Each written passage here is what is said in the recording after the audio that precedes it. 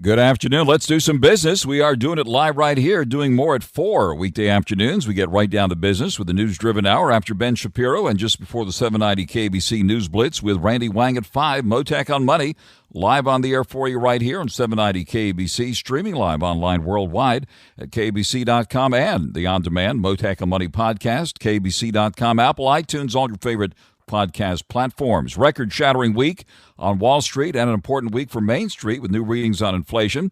In Los Angeles today, a big discussion at the inaugural Ethical Leadership Luncheon event at the Cathedral of Our Lady of the Angels. The theme of that discussion, organized by the Archdiocese of Los Angeles, Business as a Force for Good, which included Los Angeles business and civic leader Rick Caruso and Maria Salinas, President and CEO of the Los Angeles Area Chamber of Commerce. She'll be joining us live later this hour. Also this hour, Todd Johnson, CEO of the Beverly Hills Chamber of Commerce, will give us an update on what's happening on the business scene there. Big news today on Wall Street, a record-shattering day and week for the Dow Jones Industrial Average, closing above 40,000 for the first time. Yep, you heard me, above 40K. Overall, stocks ended mostly higher today, with the Dow showing a modest gain, sending the blue chip over the top above 40,000 today and closing at a record high 40,003. And a half. The Dow gained 134 points today. The S&P 500 saw a gain of 6 points, and it's just below its all-time high at 53.03. And the Nasdaq slipped 12 points, giving back some ground today to finish at 16,686. Earlier this week, all three of the major stock market averages hit record highs. All three of the major averages did log weekly gains. Investors encouraged by signs that inflation eased, according to the new reading we got this week in the month of April. The Dow for the week was up 1.2%, the S&P 500 up 1.5%, and the Nasdaq up 2.1% for the week, despite today's pullback for the Nasdaq.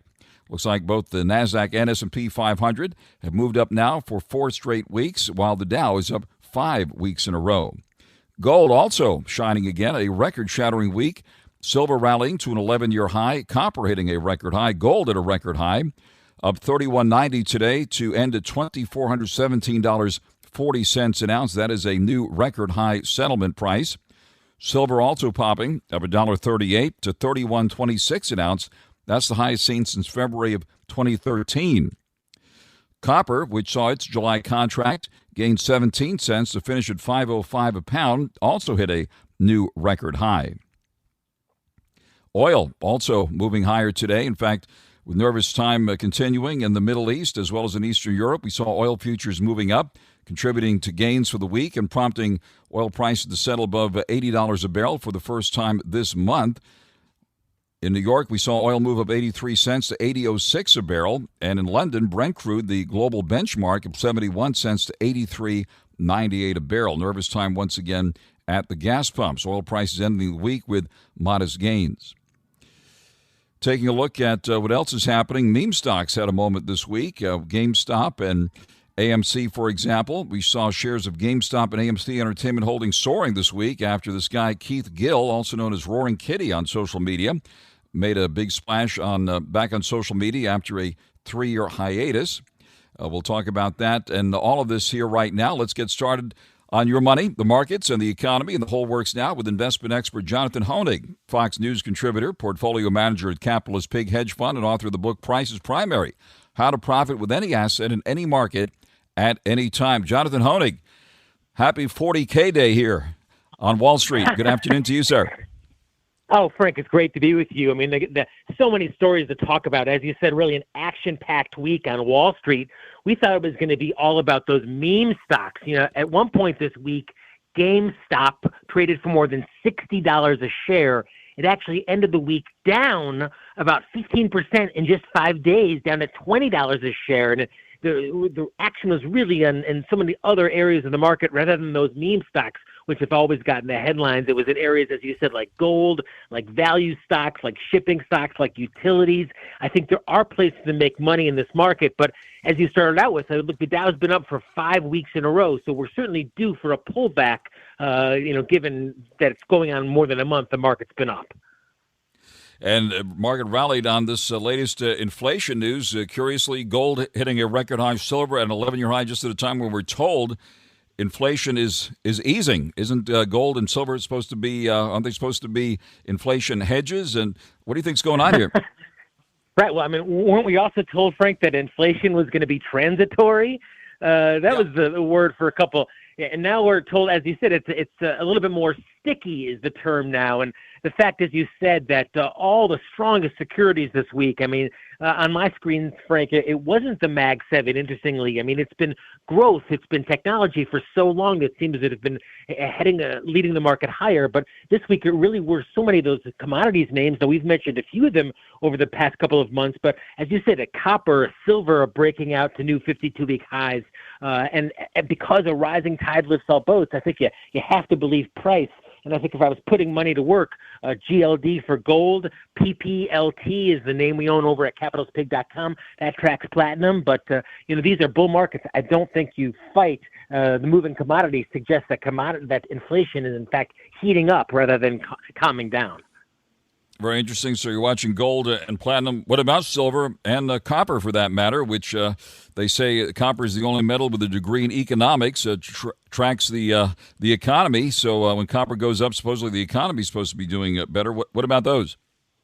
Well, look, over a bull market, Frank, there's any number of reasons given why a security can go up. And think back, one of the most recent big bull markets for gold. From 2001 to 2011, gold went up literally every year, and there was a number of reasons given. So you don't want to fight the tape. That's the where the rubber meets the road, if you will. So I think gold, silver, platinum, and one way to play the whole move, if you want, is a security like DBC. DBC tracks an entire basket of commodities, and if this really is a bull market akin to the 1970s, you're going to see every dog, as they will, have its day, including oil and some of the energy commodities. So I think you want to keep it simple and, pick your point, whether it's gold, silver, platinum, but I think you've got to own a commodity much rather than buying dips in Apple or dips in Microsoft. I mean, Frank, I think that was most interesting about Dow 40,000. It's not growth leading the way, it's value.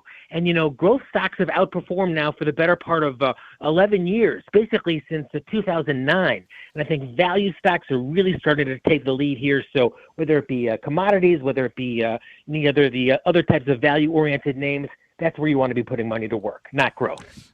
Very interesting, and hard to ignore gold at a record high, and again, silver at the level it hasn't seen in 11 years. Every time gold moves up, we hear, oh, yeah, they're buying more gold in India or something like that. But it sounds like something else is going on here. The dollar is also weakening, by the way. After that inflation number came out, the dollar took a hit. At what point does inflation and the debt that you mentioned and everything else that we're tracking have an impact ultimately on the dollar and the economy and commodity prices? Well, these are big moves. And again, Frank, think about it. I mean, in 2002 and 2003, gold was moving higher supposedly because the miners were buying back their hedges. By the time you got to 2007 and 2008, it was worries about Obama and wars in the Middle East. So there's a lot of reasons why that this is a move that could persist over a long period of time. The dollar is one, as you said. Other things I've noticed is the outperformance of foreign stocks. ECH, for example, DEM, those are ETFs that follow Chile and emerging markets that I like quite a bit right now. So I think that's what's most interesting. It's other areas that are really leading the charge. It's been a changing of the guard, and emerging markets are outperforming. I think you're going to want to play that. And we could be seeing, Frank, a period much like 2001 to 2010. The major markets were flat. The Dow, the S&P were flat over that period. And it was those emerging markets, the small caps, the commodities. That's what really shined over that period of time. Right, of course, we saw that nice rally getting underway late last year on the AI craze with NVIDIA leading the charge. We see this Cathie Wood fund, ARK fund, struggling despite the rise in the overall market, and the Mag 7 have certainly had a mixed results this year. What about you briefly mentioned it? Would you be touching any of the Mag 7 or Magnificent One, even NVIDIA at this point? Well, the most magnificent of those great companies, and keep in mind, Frank, there's a difference between a company and a stock. And, what comes to mind is a name like Alibaba, for example. Alibaba, a major Chinese concerned. Alibaba's revenues have soared in recent years. I mean, revenues are up 2,000% at Alibaba in the last 10 years. its stock price is down by 16%. So, a company and a stock are two different things. So, I'm certainly looking for those names that are doing well in terms of price, and off the radar screen are always where I'm putting the money to work. So, foreign markets, I think, Frank, are places to make money. In fact, even shippers. We've talked a lot about BOAT on your show, BOAT. A lot of those shipping names are breaking out. They've got dividends, many which still exceed 10%. So it's a new sheriff in town, if you will. And I think value and international names are going to beat growth domestic names for quite a while. Very interesting. You mentioned that China ETF. I'll be emceeing the China-California Business Forum in downtown Los Angeles on Monday, as a matter of fact, celebrating the still, of course, enormous business connections between California and China with the top people in the business world there. What do you see ahead on that front, despite all the tensions between the two countries nowadays? The trade remains strong, and you mentioned one name in this particular ETF. Anything else that catches your attention there? Sure. Well, I mean, near China, Frank, another beneficiary might be actually Singapore, EWS. That's an ETF that I've been following that tracks a basket of Singaporean stocks. What's been interesting about the rally is that it's really been led in part by financials. I mean, it's almost like financial stocks. Bank of America today at a new all-time high, 52-week high certainly. Citigroup at a 52-week high just this last week. And The Bigger Pockets portfolio of podcasts are worthy of your investment. We're having a real conversation as real estate investors. New episodes available every day. It's important to buy where it makes money and not necessarily where you want to travel to. Bigger Pockets, On the Market, Rookie Real Estate, or Money Podcast. The purpose of flipping is to create more cash so then you can reinvest into other types of properties. The Bigger Pockets Podcast on YouTube or wherever you listen.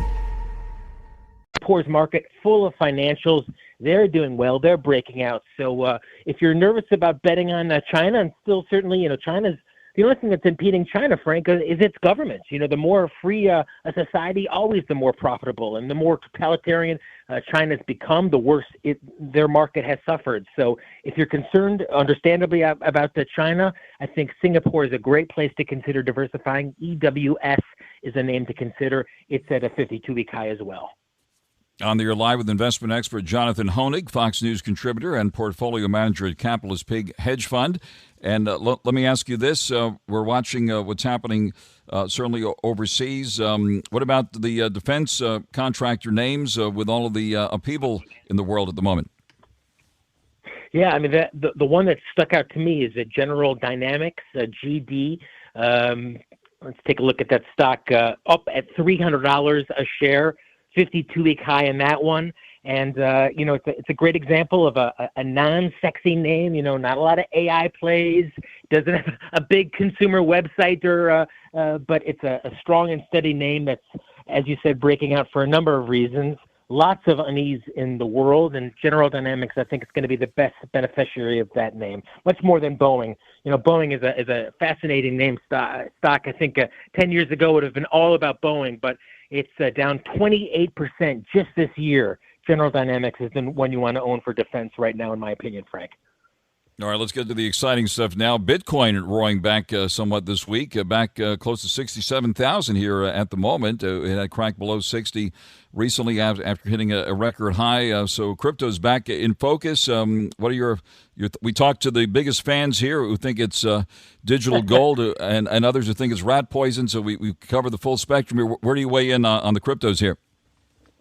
Well, I don't think you want to make it an all or none. And, one of the things I talk about in Price's Primary, Frank, is that Gordon Gekko would say we get oftentimes too emotional about a stock and we make it an all or none. And that's certainly, I think, the case when it comes to Bitcoin. People are either all in or all out.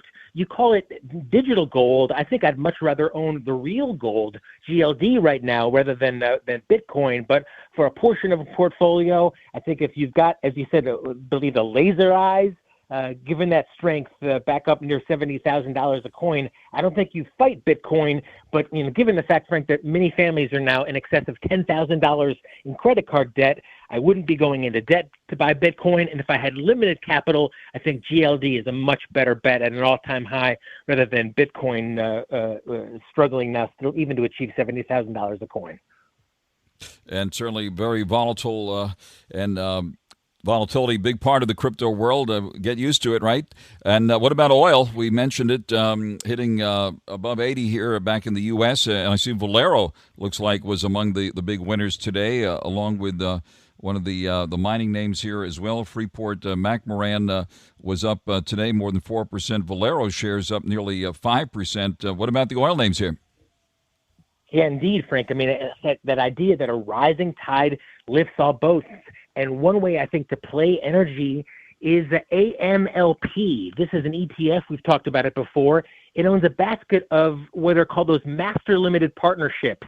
They directly benefit from higher commodity prices, specifically oil, natural gas, kerosene, a lot of those types of names. So AMLP is one way to play the oil patch. But as I said, I think you can also keep it simple with XLE. XLE owns a big basket of all the well-known oil names. And they're not the enemy, Frank. They're our friend. They're the ones that literally keep the lights on. So I think XLE is one name you can own. And it's a good idea, I think, now, because, as I said, sexy is out, if you will, in today's market. It's those boring, dividend-paying, so-called value-oriented names like oil that I think are going to be outperforming for some time. All right. Any other specific places where you are putting money now and or taking it off the table?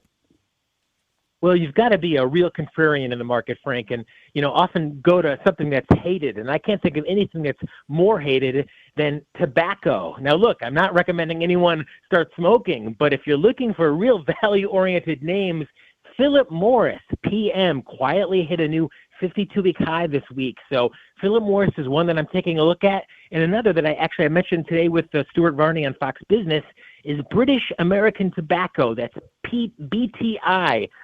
They've got a lot of those big brand names. And at a time, Frank, you're seeing a lot of emerging markets outperform. 20-some% of the globe still smokes. Only about 11% of Americans smoke, but 20-some% of the globe still smokes. And BTI is, I think, one way you can participate in that. Pays almost 10% of a dividend, certainly a lot of a risk, but I think that's one off-the-radar name that you might want to consider in your portfolio as value stocks. And ironically, tobacco outperforms. BTI, do your due diligence, but take a look for your own portfolio this weekend, Frank.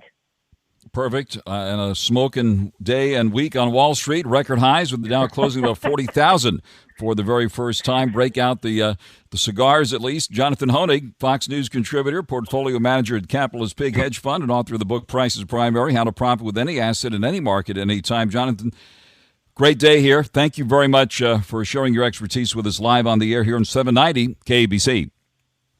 Oh, my great honor, Frank. Have a great and safe weekend. Be well.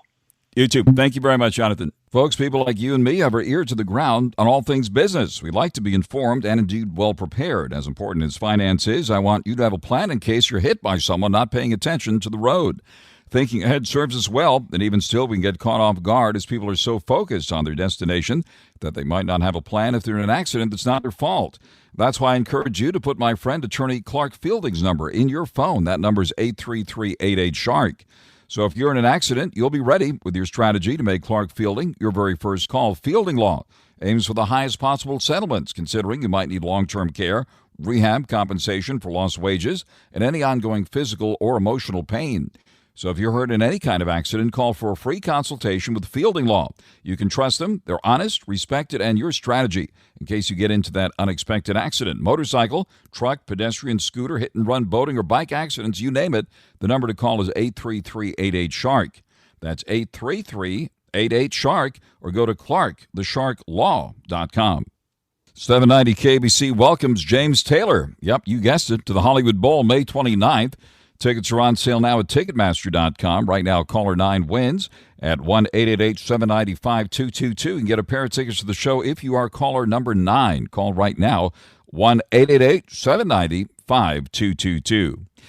Mottek on Money continues here. 790 KBC, record-shattering week on Wall Street with all three of the major averages hitting record highs this week. A mixed performance today, though, with the Dow extending its rally, closing up 134 points and closing above 40,000 for the first time. Yep. Cue the music here. 40,003.5. That's where the Dow ended up. The S&P 500 moving up 6 points at 5303, and the Nasdaq pulling back 12 points at 16,685. The price of gold also at a record high today, moving up 34.30 at $2,419.80 an ounce. We see silver at an 11-year high today, popping above $30 recently, and we see Valero in the spotlight today, moving higher by nearly 5%. One of the oil names as the price of oil settled above $80 a barrel in New York for the first time this month. We see Freeport-McMoRan, which is one of the big mining companies, moving up 4% as well. On the flip side, Paramount Global shares, the parent company of CBS and Paramount Pictures, pulling back nearly 5%. And Dollar Tree also moving lower today by more than 3%. Checking the cryptos now, we see Bitcoin at the moment down about $100 at 66,927. Bitcoin roared back this week. Ethereum up nearly 2 at 3,092, and Doge has ticked higher to 16 cents. Mottek on Money continues here in 790 KBC in the heart of downtown Los Angeles today. A big discussion at the inaugural Ethical Leadership Luncheon event at the Cathedral of Our Lady of the Angels. The theme of the discussion, organized by the Catholic Archdiocese of Los Angeles, Business as a Force for Good, which included Los Angeles business and civic leader Rick Caruso and Maria Salinas, the president and CEO of the Los Angeles Area Chamber of Commerce. And joining us live now, Maria Salinas. Maria, thank you very much for coming to the line after that inspiring discussion in Los Angeles this afternoon. Well, thank you, Frank, so much for having me here. It was an inspiring discussion and one that just showed how important the business community is, and that business is a force for good here in Los Angeles and everywhere. It was great seeing you there on stage with Rick Caruso and several other business leaders in front of a packed house, people eager to hear from you and from Rick Caruso and others there. Tell us, what was your central message to that group and the kind of feedback that you received this afternoon? Absolutely. It was a great discussion centered around ethical leadership. And I think the basic question was, how do you manage that in a business environment? I think the takeaways from myself and other speakers is that, ethics is kind of in the DNA of businesses. Businesses want to do the right thing by their shareholders, their employee base. A lot of discussion around what is a values-based leadership, centered, doing the right thing, and making sure that decision-making is a process that is inclusive and considers all viewpoints. And it was something that I think was very helpful to have that dialogue with people like Rick Caruso, who have so much experience in and around the city of Los Angeles. And certainly all looking to make a positive impact on the City of Angels, as well as indeed around the world. Tell us how this came about and how this inaugural Ethical Leadership Luncheon event was formed. Well, when you think about business, the community, and really how integral business is to the growth and supporting any community across a multitude of activities. This was the idea born at the... Named one of the best personal finance podcasts, The Stacking Benjamin Show with Joe and his friends makes financial literacy fun. Let's hear another success story. This one comes to us from Stacker Derek. You guys are the best, and it's because of you I now understand retirement accounts, money in general, and how poorly the guests are treated when they show up. I really don't know where I would be without you. Thank you for $1,500, and here's to another $1,500 if Doug can survive that long without pay. Find out more by searching the Stacking Benjamins podcast wherever you listen. LA Archdiocese in wanting to ensure that they were connecting with businesses and business leaders. And so many of the business leaders have very strong connections with their faith organizations. And this was an opportunity to bring some of those leaders in business to have a conversation around ethical leadership and what that means. The discussion was focused on things like making decisions that sometimes are complex in an organization and how to do that in a manner that is respectful of all different stakeholders.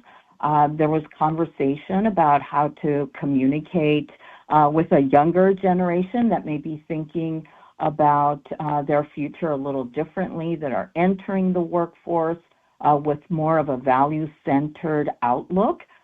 There was conversation about the tone at the top and what it means for the CEO of the organization to be the leader of not only the products and the organizations, but sometimes definitely they are sought out for their opinions on things that maybe are not quite related to their businesses. And so there was discussion around how do you do that in a manner that still considers the business outcomes, but at the same time, when a workforce is looking to their CEO for guidance and leadership, how do you meet both objectives?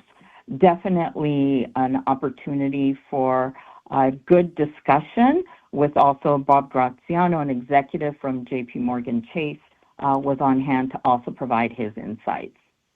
Certainly, and I see Michael Casey was there too with the Whittier Trust Company. Yep. So you got some giants there in the business world here in Los Angeles, and along with the success in business, there was a lot of discussion about giving back as well. Of course, Rick Caruso, a famous philanthropist, on stage, and certainly the support for faith-based organizations very important nowadays as well with their great work here in this area. Yes, I think that was one of the things that was reinforced multiple times of the contributions that business leaders make to communities through their philanthropic efforts. And I think that others also reinforce the important role that businesses play in investing in communities. I think when you think of philanthropy, it's not only just the larger foundations, but it's also business organizations that have dedicated resources to invest back into schools, whether it's education, whether it's workforce programs, whether it's small businesses and ensuring that there's technical assistance for small businesses. There was a variety of examples that were provided of how larger organizations contribute back into communities to not only ensure that they are creating those jobs and protecting those jobs that so many families rely on, but also to understand that the community that we all live in and what is needed. I think one of the examples that was provided was about even playgrounds and parks for kids in maybe areas that don't have as many green spaces. So lots of great dialogue and lots of great conversation around the philanthropic giving that happens, and that is very much a part of Los Angeles life. On the air live with Maria Salinas, the president and CEO of the Los Angeles Area Chamber of Commerce, and certainly that discussion, which drew such a large turnout today, showing the business community is extremely robust here in Los Angeles. Maria, I know you've been very busy. You attended the Milken Institute Global Conference last week with all the movers and shakers there, and been traveling a lot. And we're speaking on a day in which Wall Street is celebrating, the Dow closing about 40,000 for the first time. A lot going on the business front these days. Give us your thoughts about what's happening on the LA business scene. Yeah, definitely. So much activity happening across Los Angeles and across the country, really. And I think when I think of Los Angeles, I think of its importance not only to the state of California, but to the country. I mean, we saw that with so many different issues that come up, whether it's in the supply chain or just in even what's going to happen in 4 years here in Los Angeles with the Olympics and 2 years away from a World Cup that will be held here in the Los Angeles area. It just begs the question to ensure that we are prepared, that we are ready, that we have our systems in place, whether it's our transportation systems, the infrastructure building that is happening of our roads, bridges, airports. So much activity that is happening throughout the region to ensure that Los Angeles is ready to welcome the world on so many global events that will happen here in the Los Angeles area. For the Chamber, this is a top priority to make sure that we are convening the right partners, getting the right information out to our businesses to make sure that they can participate and be part of the process that is going to happen here in Los Angeles when we bring the Olympics, when we bring the World Cup, making sure that our small businesses can participate in the multitude of billions of dollars. Yes, you heard it. It's billions of dollars of procurement activity that will happen with many of these global events. It's extremely important that we can all take a hand and be involved in some manner in the many events that will come our way. Fantastic, Maria. Well, you certainly have the right partners there today, and we so appreciate it and look forward to many more conversations and your upcoming events, State of LA Business, and, of course, a lot of the chamber events, which I'm sure folks can find on your website. Maria Salinas, the president and CEO of the Los Angeles Area Chamber of Commerce. Maria, thank you very much for joining us live here this afternoon. Thank you. Thank you very much. In the heart of the City of Angels, the second largest economy in the Western Hemisphere, by the way. Mottek on Money continues here in 790 KBC. A hey-ya kind of a day on Wall Street today, with the Dow closing above 40,000 for the first time, up 134 points, selling at 40,003.5. The S&P 500 up 6 at 5303, and the Nasdaq slipped 12 to 16,686. All the major averages hit record highs this week. A lot happening on the Main Street economy as well, and joining us live now is Todd Johnson, the CEO of the Beverly Hills Chamber of Commerce. A lot happening in Beverly Hills with the Milken Institute Global Conference just wrapping up recently, and got the big art show there this weekend, and the enormous construction site right now, the new gateway to Beverly Hills at the corner of Wilshire Boulevard and Santa Monica Boulevard, the Beverly Hills One project. Todd Johnson, thank you very much for taking the call here this afternoon. Thank you for having me on your show, as always. Thank you very much, Todd. Take it from the top and tell us what's happening there in the beautiful city of Beverly Hills. Well, as you mentioned, and I know you attended, the Milken conference just ended last week, and it was, I think, the largest attended conference since Milken's been coming to Beverly Hills. I believe there were a little over 6,000 people that came, and as you know, you were part of it. And I know they are in the negotiations to sign a couple more year deal to continue to do it in Beverly Hills. So we're honored and thrilled to still have that. Obviously, the One Beverly project, what you're talking about, is massive. It's going to be an incredible entry into a city, probably one of the most beautiful in the world.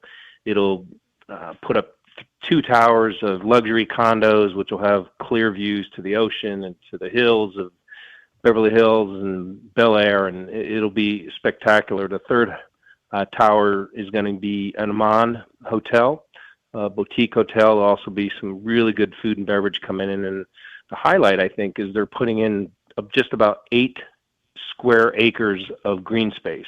So it'll be just an amazing, as I said, it'll be some special city to come into. Fantastic. On the air live with Todd Johnson, the CEO of the Beverly Hills Chamber of Commerce, and as part of that construction project, and we were all just there for the conference there at the Beverly Hilton and at the Waldorf Astoria. From that magnificent rooftop view of the Waldorf Astoria, we saw that the old parking structure of the Beverly Hilton is being torn down as part of this redevelopment. It looks like the pool, I'm told, is being moved from its current location, and so that is an enormous project. What's the timetable on that, if you know, Todd? Yeah, you're correct. The self-parking is just about gone. I think that'll be completely taken down here in the next week or two. The pool has been or is being disassembled. It's actually going to be raised up, I believe, 15 feet, so it's almost 2 stories. Wow. That'll be much higher. The underground, the entrance into the hotel will come off of Wilshire Boulevard, and it'll go to the Aman Hotel, and then also the underground parking. I believe it's 400 spaces underground, and then they'll go over to the Hilton for there, and then, of course, the Waldorf beside it. So it's going to be quite a unique and special corner. The timeline, construction always, there's the goal of doing it, and then there's reality sometimes.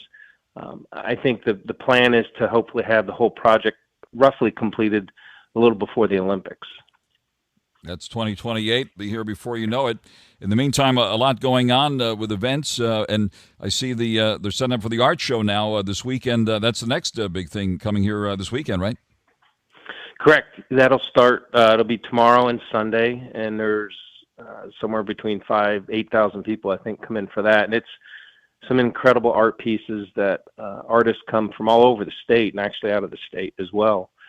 And that'll bring a bunch of foot traffic into our business community. It'll certainly help the restaurants on a weekend during the day. And leading up to, and I know you're a big fan of the Father's Day car show, it'll be the 29th anniversary of the show this year on Father's Day. And some of the cars they're going to have are just spectacular. There's going to be, I know there's going to be an F1 again, which was always a big draw, and then it'll be just spectacular food, entertainment. Jay Leno, I know, will make an appearance. So it's a great time. I believe there was an estimated 46,000 people last year that came in for that. So, and I know I've seen you there before as well. Oh, you certainly have just about every year, and that's the Concours d'Elegance that they closed down Rodeo Drive and have those beautiful cars on display there between Wilshire Boulevard and Santa Monica Boulevards, and that's great to hear that Jay Leno will be back. He's the one who presides over the award ceremony there, and it's always a thrill to see Jay Leno, and he tells some pretty good jokes still, by the way. Yeah, I think he still has it, and he's he's obviously a car enthusiast and a really a resident, but also very engaged and does a lot for the city, and is just a really good person. And let's see, we've got some amazing restaurants coming in, as you know, that have opened. We have a really good Mediterranean close to opening on Cannon, as well as a restaurant called Novavac that'll be opening later this summer. We have a private club similar to a Soho House called Gravitas, and that's going to be opening up in the tall Wells Fargo building on the ground level. And then across the street from them will be a Michelin star restaurant, Maria, that should be opening up in the fall sometime. So we've got some amazing restaurants that have opened and that are coming. Fantastic. Well, hopefully we'll see you at the art show this weekend. Todd, thank you very much for that comprehensive update on what's happening in Beverly Hills. That is Todd Johnson, CEO of the Beverly Hills Chamber of Commerce. And, of course, we can expect Chamber of Commerce weather, as always, there this weekend. Thank you very much, Todd, for joining us here live on Mottek on Money on 790 KBC. Thank you for having me. Thank you very much. And recapping the epic week on Wall Street, the Dow closing above 40,000 for the first time today, closing up 134 points at 40,003.5. The S&P 500 up 6 to 5303, and the NASDAQ pulling back 12 points at 16,686. The NASDAQ had hit a record high earlier in the week. Taking a look at the price of gold, if you hadn't heard, it too hit a record high today, up more than $34 at $2,419.80 an ounce, an all-time closing high price for gold. Copper also hit a record high, and silver closed out the week at an 11-year high, above $30 an ounce. The price of oil is back above $80 a barrel to end the week. This is Mottek on Money. Stay tuned now for the 790 KBC News Blitz with Randy Wang, and I'll be back with more at 4 Monday afternoon right here, Mottek on Money, 790 KBC. How wrestling really works and how you get the ratings. Eric Bischoff and Conrad Thompson explain on 83 Weeks. This is indeed the first WrestleMania without Vince McMahon. I mean, it's about as horrible as it can get, but does erasing that history make it any better? Everybody's being careful not to celebrate Vince McMahon. I think you can acknowledge him without celebrating him. I think that's the double-edged sword that everybody's sort of carrying for now. 83 Weeks on YouTube or wherever you listen.